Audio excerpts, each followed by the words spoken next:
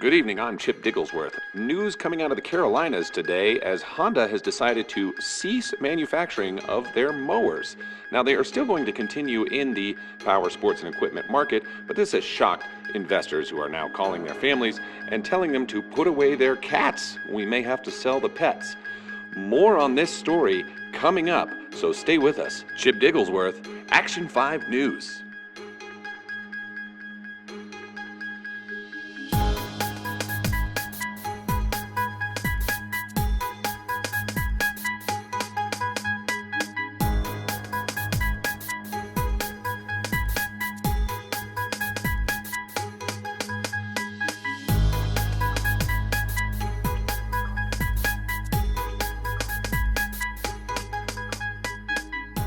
Well, that's right. If you haven't heard about it yet, you're hearing about it now. Congratulations.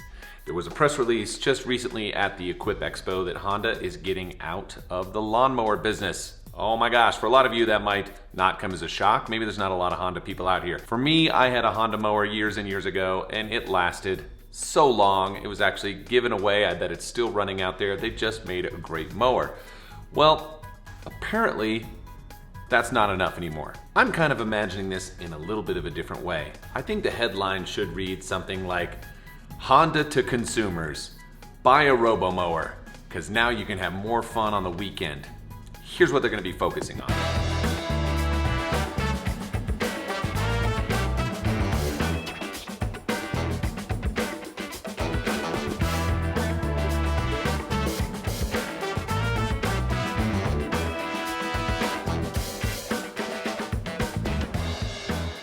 So yeah, if you guys don't know, I am a huge side-by-side UTV guy. I love going out. I've got a couple of machines here. I've been doing this for a number of years. I love to get into trouble. I like to get dirty.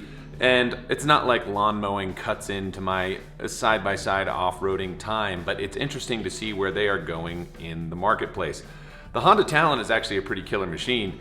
I haven't gotten to drive one yet, and one of the things that kept me away from buying that originally was I didn't like the way their frame finished out on their four-seater. So Honda, if you do end up watching this, hopefully you can kind of fix that back end issue on your 1000X model. It would be kind of nice to just make sure you shore up that rear end so that it can be as durable as your two-seat model. I'm just saying, I've seen it, I don't like it, that's all. I just think that this market move is pretty interesting, that they're gonna focus more on these UTVs and side-by-sides.